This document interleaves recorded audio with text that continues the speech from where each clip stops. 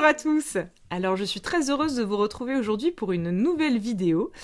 Deuxième vidéo dédiée à l'alimentation. J'ai fait une première vidéo en début de semaine qui s'appelait le rôle de l'alimentation dans le processus d'ascension planétaire, que vous retrouverez ici, que je vous conseille de visionner avant cette vidéo parce que c'était quelque part une introduction par rapport à tout ce que je vais pouvoir creuser et affiner dans certaines vidéos qui vont suivre, notamment celle-ci, où on va parler des troubles du comportement alimentaire et notamment de la boulimie et de l'anorexie. Alors c'est des sujets qui sont pas simples à exprimer, qui sont pas simples à ficeler, parce que chaque expérience est différente, et chaque ressenti est différent, et ça serait s'il y avait une potion magique, ou s'il y avait le manuel de comment sortir de tout cela en 5 clics. C'est quelque chose qui demande du temps, de la conscience, et un parcours intérieur. Donc vraiment dans cette vidéo, je vais vous parler d'un parcours qui a été le mien, en l'occurrence, par rapport à toutes ces problématiques, mais bien évidemment, chaque personne y trouvera peut-être une résonance, ou y trouvera peut-être un enseignement, ou quelque chose d'inspirant, et se dira peut-être « Ah, voilà ». Parce qu'il faut savoir que ce qui a été vécu personnellement à travers tout ça n'a pas été issu d'un encadrement professionnalisé, n'a pas été issu d'un bouquin, a vraiment été issu de mon ressenti. Donc c'est quelque chose qui a été expérientiel et qui, je ne sais absolument pas si c'est dans un bouquin ou dans un manuel ou si les coachs pour la boulimie ou je sais pas quoi parlent de tout ça. Je n'en sais rien. Mais je sais que je dois faire cette vidéo. Alors évidemment c'est pas simple, parce que parler de tout ça, c'est plus sympa quand on parle de trucs légers. Mais quand on parle de j'aime pas parler de pathologie, mais quand on parle de troubles du comportement alimentaire comme l'anorexie et la boulimie, on arrive sur des terrains où il faut vraiment marcher tranquillement parce qu'il y a des œufs. Et ça concerne beaucoup de gens et ça réveille beaucoup de souffrance à l'intérieur de chacun d'entre nous pour avoir moi-même déjà expérimenté et observé ces traumatismes et ces expressions-là. J'ai beaucoup de personnes dans mon entourage. J'ai toujours été entourée de personnes qui avaient des troubles du comportement alimentaire. Alors je me suis toujours dit, bah oui, c'est normal, tout le monde est troublé au niveau alimentaire. Et en fait, je me suis rendu compte après que c'était encore une croyance, puisqu'il y a des gens sur Terre qui mangent normalement, qui sont connectés avec leur corps et leurs envies, et qui n'ont absolument pas de problème avec ça. Donc j'ai mis déjà un certain temps, moi, personnellement, à cheminer par rapport à ça, parce que je pensais que ça concernait tout le monde. Mais en fait, c'est pas le cas du tout. Mais puisque j'ai été entourée d'autant de gens comme ça, et ben ça m'a permis petit à petit d'y voir clair et de percevoir aussi des choses que peut-être qu'on ne perçoit pas forcément dans un bouquin ou dans un suivi X ou Y ou dans une formation par exemple. Voilà. Donc, en guise d'introduction, j'aimerais dire que vraiment, l'alimentation aujourd'hui sur Terre va évoluer, est déjà en train d'évoluer. Pourquoi ? Parce que l'alimentaire, c'est le rapport qu'on entretient avec la Terre. Or, la Terre, en ce moment, est en train de connaître une période d'ascension vibratoire. Il y a quelque chose qui se modifie à l'échelle planétaire et qui est très important. Et du coup, puisque la Terre évolue, notre rapport avec la Terre évolue également. Et cette résonance, ces ondes qui varient très fortement en ce moment sur Terre, on parle de résonance de Schumann, font qu'à l'intérieur de nous, ça jump aussi. Et que notre alimentation est soumise à une espèce de yo-yo ou une espèce de montagne russe, et que quelque part, quand ça bouge beaucoup, eh bien ça nous permet d'aller chercher des infos qu'on n'avait pas forcément tendance à pouvoir voir auparavant, puisque je rappelle que souvent l'alimentaire, puisqu'il n'est pas spontané, il est issu de plusieurs croyances, par exemple, il faut manger 3 fois par jour pour être en bonne santé, eh bien on oublie de se connecter à notre corps et à notre ressenti, et de se connecter aux liens qu'on entretient avec la Terre. Donc soit on est dans des croyances et on a développé des habitudes, et je rappelle que c'est pas parce que c'est une habitude que c'est bon pour nous, soit ces croyances sont en train de sauter, il y a quelque chose qui est en train de s'ouvrir déjà chez vous, mais pour autant, vu que la Terre bouge beaucoup, eh bien ça fait remonter beaucoup d'informations à l'intérieur de vous. Et c'est pour ça qu'on observe beaucoup de dérèglements alimentaires en ce moment sur Terre, parce qu'on est dans une période de transition, et cette transition va aussi passer par notre rapport à l'alimentation. Et donc il y a de la résurgence de beaucoup de thématiques qui refont surface. Dans cette vidéo, je ne vais absolument pas vous expliquer d'où viennent les dérèglements alimentaires, d'où ils viennent précisément, de quelle souffrance, de quel machin, le rapport à la mère, au père, au ceci, au cela. Comme je vous dis, je n'ai pas du tout étudié ça. Et j'ose à croire, en tout cas par l'expérience, qu'au plus on cherche à analyser quelque chose, au plus on s'enferme dedans. C'est important d'avoir des petites donnes pour permettre d'y voir clair. Mais à l'instant où on rentre trop dans l'histoire personnelle et dans la petite histoire et le petit historique de « Ah bah de toute façon j'ai telle pathologie parce que j'ai manqué d'amour parce que maman était pas là quand j'étais petit », quelque part c'est bien gentil mais ça va pas nous en faire sortir. Donc moi, pendant quelques années, j'ai cherché à comprendre d'où ça venait. J'ai cherché, comme ça, à me dire... Donc moi, pour ma part, j'ai expérimenté un peu la totalité des dérèglements alimentaires qui existent sur Terre, mais celui qui a été le plus prédominant et dont je vais le plus parler, c'est la boulimie. Voilà. Donc j'ai expérimenté la boulimie pendant à peu près 8 à 9 ans de ma vie, hein. Et l'anorexie était en arrière-fond de toile, et l'hyperphagie, donc le fait de se remplir, qui n'est pas forcément de la boulimie, je sais pas trop comment on détermine tout ça, mais dans tous les cas, un dérèglement alimentaire présent pendant 8 à 10 ans dans ma vie quand même, qui s'est manifesté par ce que l'on appelle la boulimie et l'anorexie. Et j'y viendrai vraiment sur par ce que l'on appelle la boulimie et l'anorexie. Et donc, pendant les premières années d'expérience de tout ça, et bien évidemment, quand ça a débuté, j'ai cherché à comprendre d'où ça venait. Et en fait, je me suis rendu compte par l'expérience qu'au plus je cherchais, au plus je m'enfermais dedans. Et c'était un truc de fou, en fait. Au plus on me disait « Ah, mais c'est ton rapport avec ta mère, avec ton père, et puis quand t'étais petite, et puis machin, et puis truc, et puis tu comprends ta généalogie, il faudrait que t'ailles voir du côté de tes grands-mères et tes arrière-grands-mères, mais il y a aussi des vies antérieures, parce qu'il y a tout ce qui se passe avant, qui se... » Et donc j'ai ouvert une boîte comme ça et je me suis dit mais en fait cette boîte je pourrais jamais l'introspecter en une vie, enfin c'est énorme, je vais pas commencer à aller appeler toutes mes arrière-grand-mères, les 3 quarts sont déjà mortes et puis en fait ma mère je vais pas la faire chier avec ça et puis en fait elle a pas l'ouverture de conscience pour, donc en fait qu'est-ce que je cherche là-dedans quoi. Et au plus je cherchais, au plus je m'identifiais au petit drame quelque part, hein, la petite histoire personnelle, c'est comme ça que je vais l'appeler, et dans cette petite histoire personnelle dramatique, eh bien c'est dramatique. Voilà. Et si je m'identifiais, si je faisais le choix de m'identifier à cela, eh bien, je me rendais très rapidement compte que je n'en sortirais jamais. Parce qu'en fait, si on regarde l'histoire personnelle, c'est pas par hasard qu'on a des troubles alimentaires, hein, c'est souvent des blessures qui sont à l'origine de ça. Et je suis pas en train de renier les traumatismes qu'il peut y avoir en arrière-fond et en toile de fond qui sont conséquents et qui sont pas du tout à évincer, qui sont à regarder, mais sans rentrer dans l'histoire et dans la suranalyse. Parce que, si on rentre dans l'histoire et la suranalyse de ces problématiques, qu'est-ce qui se passe derrière ? Eh bien, on se trouve 1001 raisons d'être dans cette expérience-là. On se trouve 1001 raisons de se justifier de ne pas être bien et d'avoir un dérèglement alimentaire. Si on prend la petite histoire, si on voit comment on a souffert, eh bien du coup, c'est totalement normal de ne pas être bien, et c'est totalement normal d'être boulimique ou anorexique. Et vous voyez qu'on peut du coup pas en sortir, puisque c'est validé par l'histoire. Donc ça, vraiment, pour moi, ça a été une grosse prise de conscience qui a été difficile, parce que lâcher la quête, lâcher l'envie de savoir, l'envie de comprendre, l'envie de vraiment connaître tous les petits recoins de d'où ça venait, ben, ça a été très dur pour moi. Parce que quelque part, c'était quelque part comme mourir à moi-même, hein. C'était une première mort symbolique, dire « Ok, j'accepte aujourd'hui d'arrêter de chercher à comprendre d'où ça vient. » Voilà. Et à l'instant où j'ai commencé à arrêter de chercher à comprendre d'où ça venait, ça ne m'a pas du tout aidé dans le processus. C'est-à-dire que les crises ont continué, hein, la boulimie a continué, tout ça, les expressions du dérèglement alimentaire ont continué. Mais il y a quelque chose dans l'expérience qui a changé. Et c'est ça dont j'aimerais vous parler ici. Donc, déjà, cette vidéo ne parlera pas à ceux qui n'ont pas encore lâché cette quête, ou peut-être incitera les personnes à un déclic intérieur, j'en sais rien. Et puis il y a 1001 voix, et ce que je vais décrire ici n'est pas une voix universelle, mais une voix personnelle. C'est une expérience, c'est vibré, c'est comme ça, on me demande d'en parler, j'en parle, c'est pas le sujet le plus facile à aborder, mais voilà, ça sera un témoignage parmi tant d'autres. Donc, ce que je veux vous dire, c'est que un jour, pourtant c'était il y a très longtemps, hein, donc c'était pas du tout avec cette ouverture de conscience que je peux avoir aujourd'hui, ou avec ce recul, je connaissais rien au personnage, je connaissais rien au mental, à l'âme, à l'ego, tout ça, je connaissais rien à tout ça, j'avais jamais lu un bouquin, et puis j'expérimentais donc cette boulimie depuis quelques années déjà, et je n'arrivais jamais à m'en sortir. Je vais pas commencer à vous témoigner de la petite histoire de la boulimie, parce que bon, je veux dire, ça parlera à plein de gens, mais c'est pas l'intérêt ici. Vous connaissez les différentes stratégies qu'on peut utiliser pour ne plus tomber dans les crises de boulimie, ou dans l'anorexie. On va combler avec du sport, on va combler avec le fait de vider nos placards, comme ça on est sûr de pas manger, et puis on va combler avec le fait de se suroccuper, ou de sous-occuper. Bon bref, il y a 1001 manières de combler ce vide qu'on ne veut pas voir, tout simplement.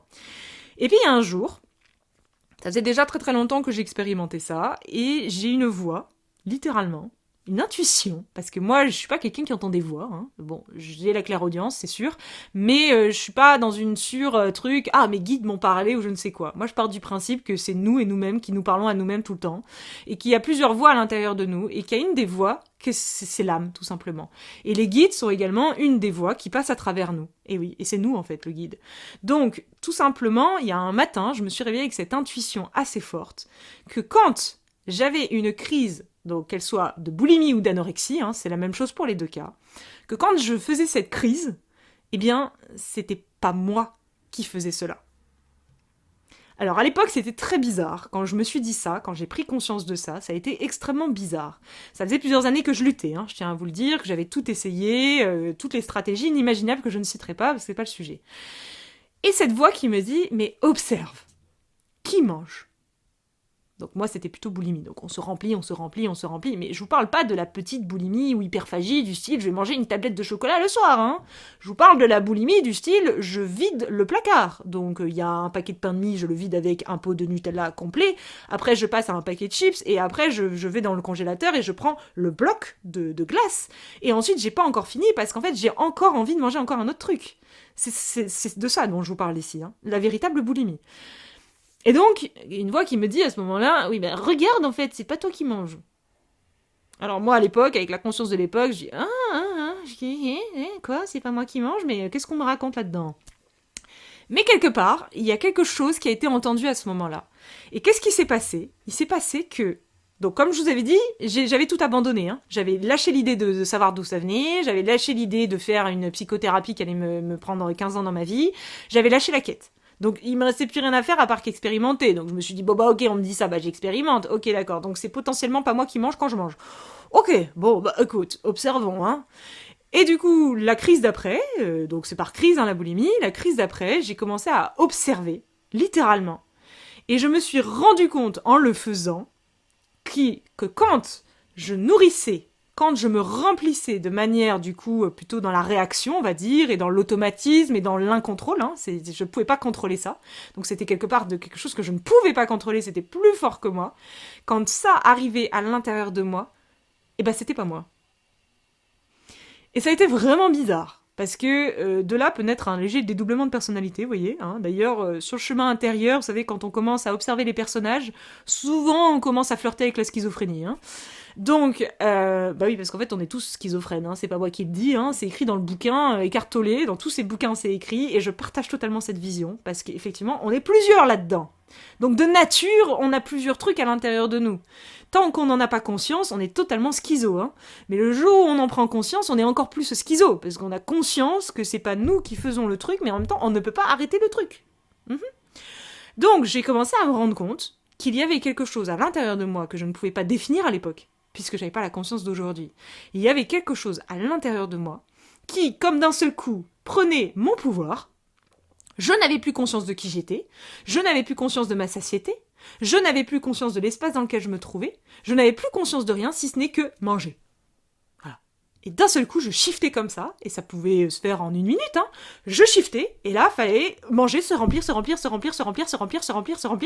et Charlotte, je sais plus où elle était en fait. Je savais même pas qui était Charlotte en fait, et je me disais, mais Charlotte, elle est passée où là-dedans ? Parce que c'est pas Charlotte qui fait ça. Donc ça a été une première prise de conscience pour moi, et c'est arrivé, comme je vous dis, une petite voix qui m'a dit ça. Et de fil en aiguille, j'ai pas lâché.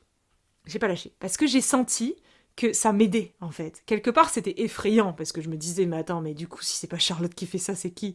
Mais du coup, attends, on est plusieurs là-dedans, mais du coup, ça se passe comment ? Je me disais, mais je suis la seule à avoir ce problème, ou il y a d'autres gens sur Terre qui expérimentent la même chose ? Et tout début du réveil intérieur, donc vous imaginez bien que, bon, ça faisait un peu bizarre au début. Et de fil en aiguille, j'ai pas lâché. Et j'ai commencé à avancer un peu plus dans tout cela. Et je me suis rendu compte que un truc qui m'avait profondément marqué quand j'étais plus jeune, c'est que, donc c'est cette histoire de poids, parce qu'évidemment quand on est quand on a des soucis avec l'alimentation, à dire ça comme ça, ou un rapport avec l'alimentaire qui est compliqué, eh bien on a tendance à avoir un rapport avec notre poids et avec notre corps qui est compliqué également. Et donc, moi, j'avais tendance, avant, à prendre plus 5 kilos en une semaine, moins 2 en une semaine, plus 5 en un jour, etc., etc. Donc, j'avais une espèce de garde-robe à plusieurs tailles, où j'avais de la taille 36 à la taille 42, hein, parce qu'on sait jamais, hein, tu vois, dans l'année, ça varie comme ça. Et je me rappelle toujours d'une anecdote qui m'avait profondément marquée, c'est qu'en fait, j'ai vécu à Lyon, donc du coup, je suis partie de chez moi à Lille, j'ai vécu à Lyon pendant plusieurs années. Et au moment où je venais de partir de chez moi, c'est là où la boulimie s'est accélérée, d'accord ? Donc je faisais des crises. Mais à l'époque, je mettais des vêtements très larges. Bon, bref, je faisais des crises, je me rendais compte de rien, j'étais pas connectée à mon corps, j'étais pas connectée avec rien. Je me regardais dans le miroir, je me voyais pas changer, je me disais, bon bah voilà, c'est moi, je suis normale. Et puis, au bout de 3-4 mois comme ça, à être installée à Lyon, je suis rentrée chez moi à Lille. Et en fait, j'ai vu, sur le quai de la gare, quand j'ai vu le reflet de moi-même dans les yeux de ma mère, j'ai compris qu'il y avait un problème. Et en fait, elle a pas su me le dire, elle a pas su comment me dire, mais elle m'a dit, Charlotte, il faut que tu montes sur la balance. Donc c'est un truc qui m'a profondément marquée, parce qu'en fait, je suis montée sur la balance et je me suis rendu compte que j'avais pris 15 kilos. C'est quand même fou, hein ? J'avais pris 15 kilos, mais je ne les avais absolument pas vus. Et à l'instant où je me suis pesée et où j'ai compris que j'avais pris 15 kilos, je me suis à nouveau regardée dans le miroir, et là j'ai vu un éléphant. Alors que l'instant d'avant, je me regardais dans le miroir, je me disais, mais je vois pas où est le problème. Et ça m'a vraiment, et je pense que les personnes qui vont raisonner avec cette vidéo sauront vraiment de quoi je parle, ça m'a vraiment perturbée. Vraiment. Ça m'a perturbée pendant très longtemps, mais jusqu'à il n'y a pas si longtemps, parce qu'il y a à peu près 2-3 ans que j'ai eu la fin de l'histoire, hein, finalement. Donc ça a duré 10 ans ce processus, vous imaginez le délire. Pendant tout ce temps-là, je suis restée avec ça dans la tête à me dire, putain, c'est quand même fou. Je me suis pas vue. Et d'un seul coup, au moment où je savais, je me suis vue, mais en déformée. C'était l'inverse. Et le plus drôle là-dedans, parce qu'après on bascule dans l'anorexie du coup, c'est pour ça que c'est deux copines, hein, elles vont bien ensemble, la boulimie et l'anorexie, hein.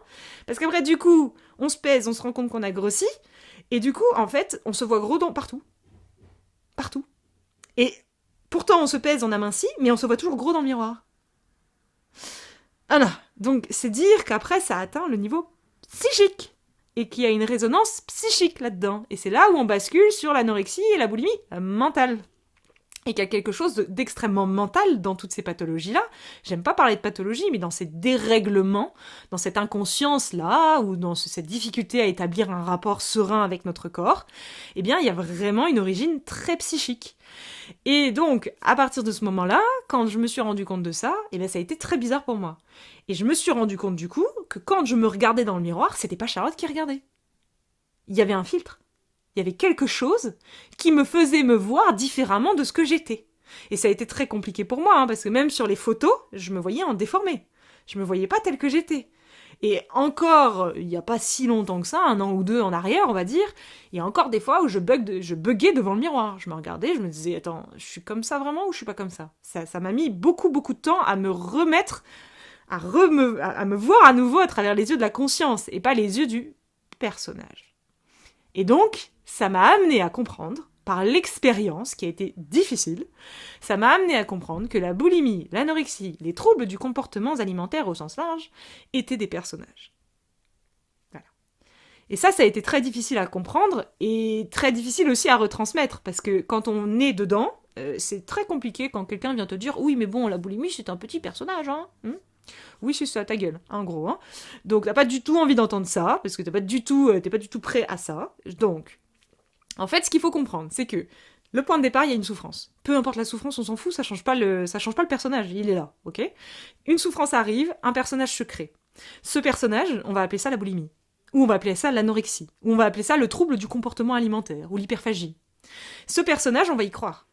Bah oui, on va y croire. Parce qu'effectivement, c'est validé dans l'expérience. Moi, j'y ai cru dans la boulimie. Quand on me demandait « Alors bonjour, comment pourrais-tu te définir ?» Ah bah bonjour, j'ai tel âge, je m'appelle Charlotte, je suis boulimique.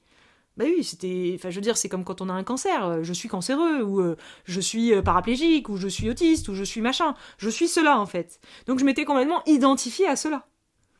Donc ça a été très dur de me réveiller là-dedans et de me rendre compte que je m'étais identifiée à un personnage, en fait. Et que ce personnage, c'était pas moi.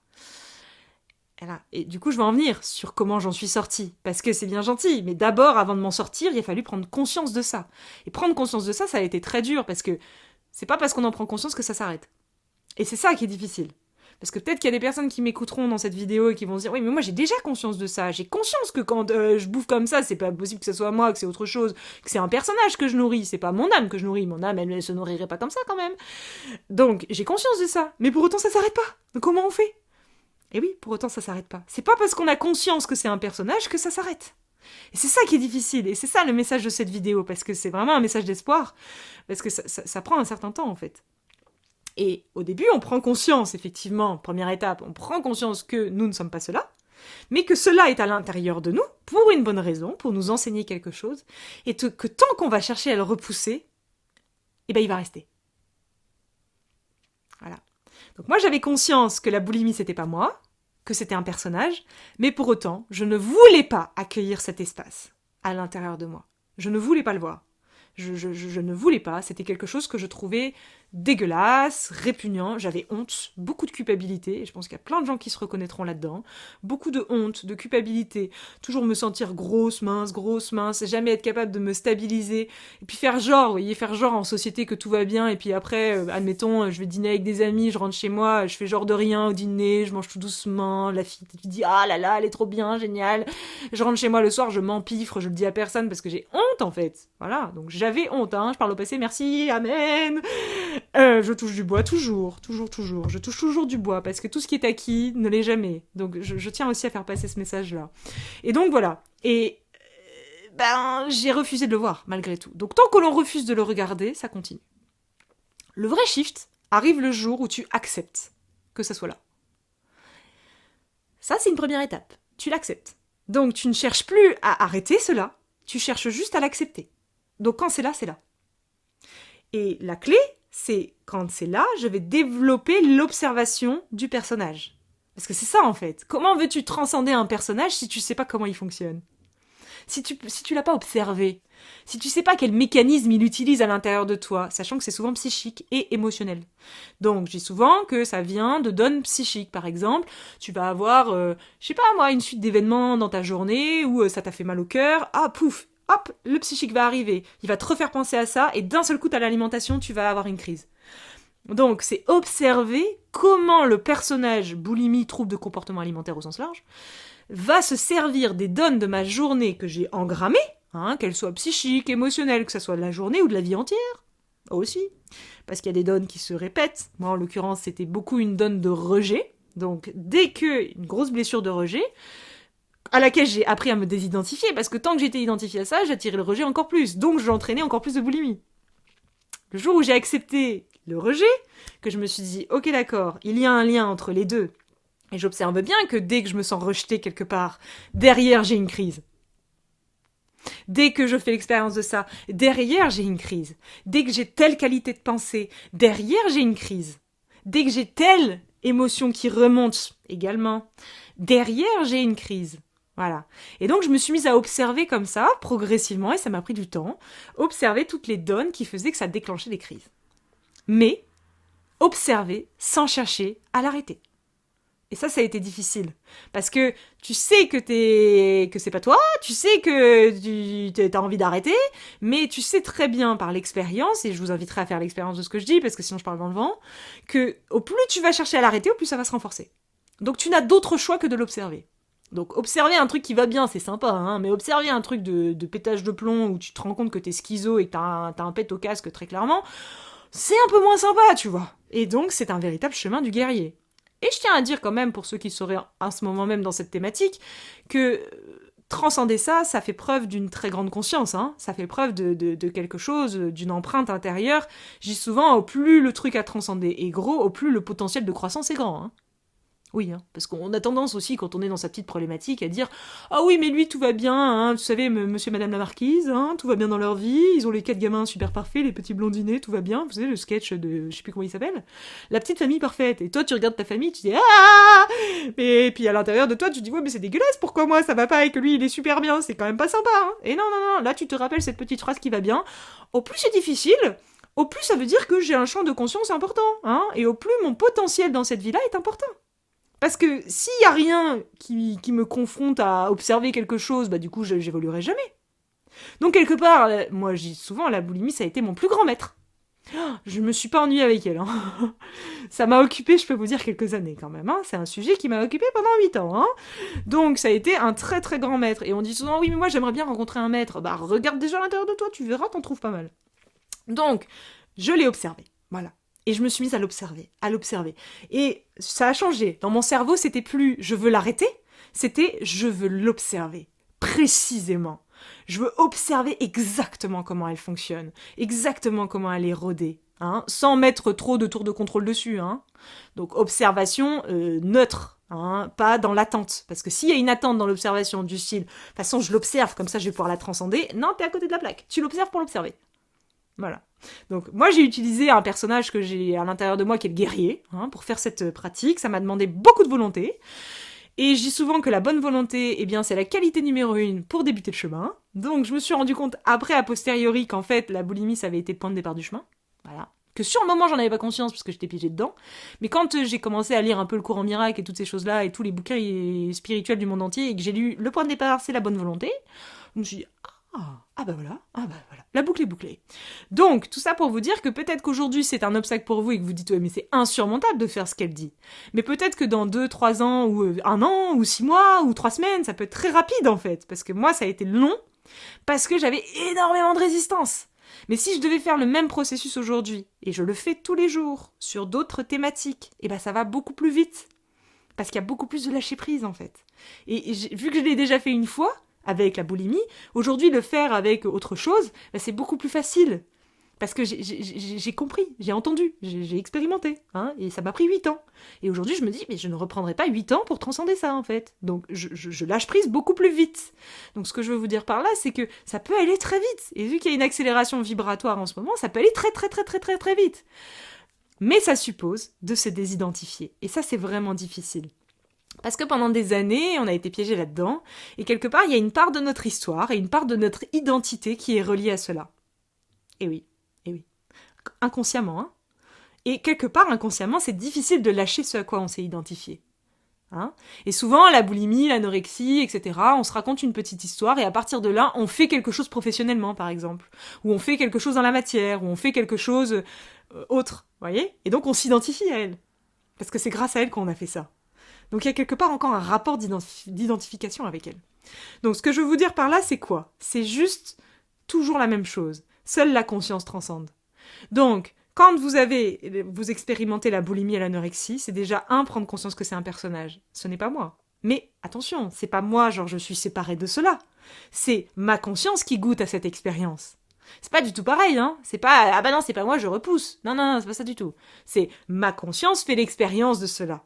Et je goûte à cette expérience en conscience. C'est totalement différent. D'accord ? Une fois que vous arrivez à goûter à cela sans lutter pour que ça s'arrête, eh bien là, vous pouvez observer comment elle fonctionne. Hein ? Sur quelle donne elle s'appuie. Comment ça se crée. Comment ça se ficelle là-dedans.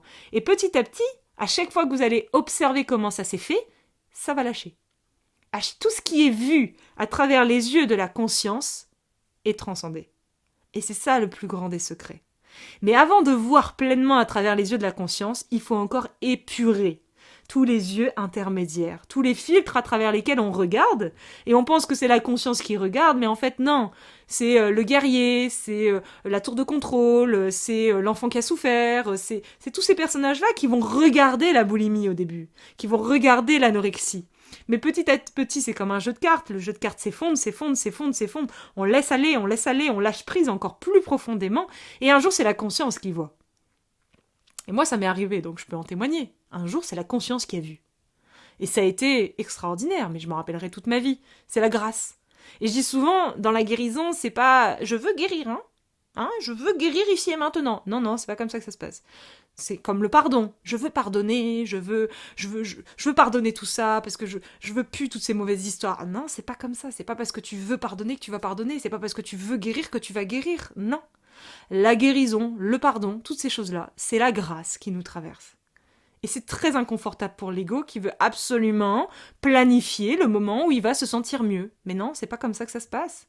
C'est à l'instant où l'élève est prêt que le maître apparaît. Donc à l'instant où on se laisse traverser par la conscience que l'on guérit. Tout simplement. Et ça se fait tout seul. Et c'est totalement extraordinaire, parce qu'à cet instant-là, par l'expérience, quand on ressent ça, on se rend compte que toutes ces années n'ont été que de la lutte, en fait. et qu'en fait c'était d'une telle simplicité. Mais ça demandait un tel lâcher-prise que c'était impossible à l'époque. Voilà. Et donc un jour, on est traversé par cela. Mais attention, c'est pas parce que la conscience a vu quelque chose que cette chose-là ne peut pas revenir. Et ça, vraiment, c'est une vraie transition avant de vous quitter, ça fait quand même 30 minutes. C'est que c'est pas parce que la conscience voit le personnage que le personnage est transcendé. Ça se fait petit à petit déjà. C'est pas d'un coup, c'est pas one shot. Et attention, ça suppose de la vigilance. Donc moi, par exemple, j'ai transcendé ça il y a à peu près 2-3 ans. Hein, ça fait 2-3 ans que j'ai plus de problème avec tout ça. D'accord ? Mais attention, qu'est-ce que j'observe ? J'observe des choses très intéressantes. Hein. J'observe des mécanismes qui sont encore présents. Je dis souvent que l'on ne peut pas arrêter les pensées. On ne peut pas les arrêter. On ne peut pas arrêter les personnages de penser à travers nous. On ne peut pas l'arrêter. La seule chose qu'on puisse faire, c'est les observer. C'est prendre conscience que cette voix-là, c'est pas la nôtre. Mais on ne peut pas arrêter les voix qui sont à l'intérieur de nous. Nous ne pouvons pas arrêter le processus intérieur qu'est le mental. On ne peut pas l'arrêter. La seule chose que l'on puisse faire, c'est prendre conscience que cela n'est pas nous. Que cela est quelque chose qui est goûté dans l'expérience, par la conscience, mais qui en aucun cas est quelque chose à laquelle on s'identifie pleinement. Voilà. Et donc moi, encore aujourd'hui, donc c'est encore dans le présent ça, encore aujourd'hui, puisque maintenant j'ai basculé vers une alimentation, ce qui m'a permis de sortir de tout ça, ça a été une profonde reconnexion avec mon corps. Donc de l'observation, mêlée avec une reconnexion au corps. Donc j'ai beaucoup pratiqué dans le corps, le yoga notamment, mais pas que. J'ai beaucoup utilisé mon corps comme véhicule pour revenir dans le corps. Parce que ce que j'ai observé avec la boulimie et l'anorexie, c'est que ça rentrait vite dans l'espace du mental, c'est très psychologique, et du coup ça déconnecte du corps. Et la clé quand même pour retrouver un équilibre, c'est de ressentir les besoins du corps. Mais quand on a été boulimique ou anorexique, c'est très difficile de ressentir les besoins du corps. Parce qu'en fait, ils sont totalement filtrés à travers le personnage de la boulimie, qui finalement nous a complètement dénaturés, et on ne sait même plus quels sont nos besoins. Et moi, j'ai préféré faire un reset. Voilà, ça a été mon chemin, mais c'est pas le chemin de tout le monde. Moi, j'ai fait un grand reset. C'est-à-dire que... déjà, j'ai fait pas mal de jeûnes, j'ai fait pas mal de choses comme ça pour m'alléger. Parce qu'en fait, il y avait eu tellement d'informations qui avaient été engrammées que si je n'arrêtais pas complètement la machine pendant un laps de temps, je ne voyais pas clair. Donc j'ai dû passer par l'expérience du jeûne, j'ai dû passer par certaines expériences comme ça pour pouvoir voir clair et pour pouvoir reconnecter avec mes véritables envies. Et c'est passé par un nettoyage aussi au niveau des croyances, parce que manger 3 fois par jour, 5 fruits et légumes, les produits laitiers sont nos amis pour la vie. Bon bref, je vous les cite pas toutes, hein, tout le monde va rigoler. Toutes ces croyances à la con qui ont été largement diffusées partout, hein, et qui le sont encore aujourd'hui, et bien tout ça, ça s'imprègne à l'intérieur de nous, et en fait après à terme on sort d'un truc, mais en fait c'est difficile de sortir de quelque chose et de ne pas avoir une autre voie à proposer. Il faut bien remplacer par autre chose. La nature n'aime pas le vide, hein. Donc, on va proposer quelque chose de nouveau dans l'expérience. Et cette proposition, c'est reconnecter avec ce que nous sommes véritablement. Et ça passe par une épuration de oui, mais moi, je veux pas manger de fruits après le repas parce que ça me ballonne ou parce que ceci. Ah bah c'est sûr que si tu crois, si tu manges des fruits après le repas, bah tu vas être ballonné. Hein, voilà, c'est tout. Donc c'est tout un système de croyances à démanteler. Moi, je suis passée par un grand reset. Voilà. Je suis passée par un grand reset, j'ai arrêté de manger. Comme ça, c'était clair. Ça n'a pas duré 107 ans, une semaine, voilà, point. J'ai fait un reset. Et je pense que c'est important pour les personnes qui, voilà, à la fin du processus, pas pendant, parce que pendant, ça peut être destructeur, hein, je tiens à le dire aussi. Parce que souvent, c'est la tour de contrôle qui veut faire le reset, hein, au passage, hein, parce que bon, voilà. Et donc, voilà, j'ai fait cette espèce de grand reset, et derrière, j'ai réappris à ressentir mon corps. Et à ressentir les besoins de mon corps. Et ça a été vraiment difficile, parce que, évidemment, j'étais pas du tout habituée à le faire. Donc ça a pris un certain temps, et j'ai accepté que ça prenne un certain temps. Et ce que j'ai pu observer, c'est qu'en réécoutant les besoins de mon corps, il y a des fois, le soir, à 22h30, j'avais envie de manger un paquet de chips. Voilà. Et là, quand même, c'est la chute de l'histoire, parce que je veux quand même vous insister sur cette chute-là. J'avais envie de manger un paquet de chips. Eh bien, vous savez quoi ? Au début, j'avais encore une petite pensée limitante du style... Ouais, mais tu vas quand même pas manger un paquet de chips à 22h30. C'est quand même pas très équilibré, quoi. J'ai lâché ça. Je suis allée manger mon paquet de chips. Et quand j'ai fini le paquet de chips, j'ai une petite voix, et ça c'était encore une petite voix, qui m'a dit « Ah oui, mais là, tu vas grossir. Oh, mais là, c'est pas équilibré. Ah oui, mais là, attends, mais à tous les coups, c'est la boulimie qui recommence. » Et ben, vous savez quoi ? J'ai décidé d'arrêter d'y croire. Et ça a été la véritable liberté, elle s'est passée à ce moment-là.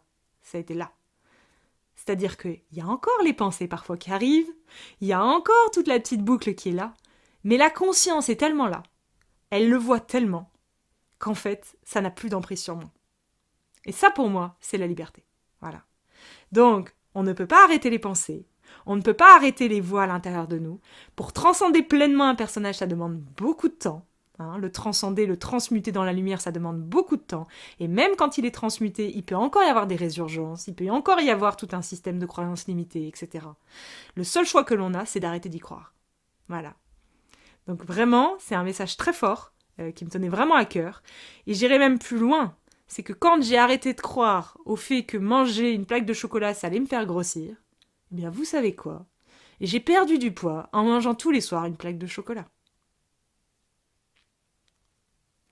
Et j'ai également fait l'exercice inverse. Quand j'ai arrêté de croire qu'il fallait manger pour vivre, et que j'ai arrêté de manger et que je n'ai pas perdu de poids, il s'est encore passé quelque chose. L'esprit. Voilà. Demandez aux sportifs de haut niveau, demandez aux gens qui ont un mental d'acier, lisez Le Guerrier Pacifique. Lisez les 4 bouquins. Je rappelle la vidéo où je parle des bouquins. Lisez ces bouquins. Tout est dit. Et vraiment, c'est la voix du guerrier, c'est la voix de l'esprit, c'est la puissance de l'esprit. La conscience transcende tout. Pourquoi est-ce qu'il y a des gens sur Terre qui ne mangent rien et qui sont en meilleure santé et qui ont un poids beaucoup plus normal que quand ils mangent ? La puissance de l'esprit. Pourquoi, moi, quand j'étais boulimique et que je passais devant un boulanger et que je voyais les gâteaux dans la vitrine et rien que de les regarder, je prenais déjà du poids ? Et pourquoi, quand je mangeais que des petites salades toute ma vie parce que je voulais pas grossir, je ne faisais que grossir ? La puissance de l'esprit. Donc c'est ça, la véritable liberté, c'est reprendre son pouvoir créateur. Et qui crée ? Eh bien c'est l'esprit. C'est la pensée qui crée. C'est la pensée. C'est quand je crois en quelque chose dans lequel je pense, eh bien je le crée. Donc si je crois que manger une plaque de chocolat va me faire grossir, eh bien je vais grossir. Voilà. Et si je crois que manger un paquet de chips à 22h30, eh bien, je m'en porterai très bien et que c'est comme ça, eh bien, c'est comme ça et je m'en porterai très bien. Voilà. Donc c'est vraiment un message très fort. Et je rappelle que par la prière et par la bénédiction, on transmute tout. Donc les aliments dits nocifs pour certaines cases et certains personnages végétariens, anti-lactériens et anti je sais pas quoi, pour certains de ces personnages-là, c'est totalement insupportable, vous voyez ? Mais en fait, la conscience transcende tout. Et au-delà de ça, la conscience sait. Quand on reconnecte profondément avec son corps, on sait exactement ce dont il a besoin. Et vous savez quoi ? Moi, je mange plus de viande. Mais on me dit souvent, oui, mais toi, tu manges plus de viande, donc t'es encore dans une case. Ah bah non, pas du tout. Mais non, pas du tout. J'ai arrêté de manger de la viande parce que quand j'avais la viande sous le nez, j'avais envie de gerber. Et ça a été pareil avec les produits laitiers. J'ai pas choisi d'arrêter les produits laitiers. Je m'en foutais, moi. Je me suis pas renseignée sur le sujet, en l'occurrence. Je m'emballe les steaks, moi, en fait, à la base. Mais un jour, on m'a mis un yaourt sous le nez, j'ai vomi. Et depuis ce jour-là, j'ai pu réussir à en manger. Voilà, c'est tout. C'est comme ça. Ça s'est fait comme ça. Ça n'a pas été un processus mental. La conscience, elle sait. On sait exactement ce qu'il faut mettre dans nos corps. Sauf qu'on a oublié d'être connecté à ça.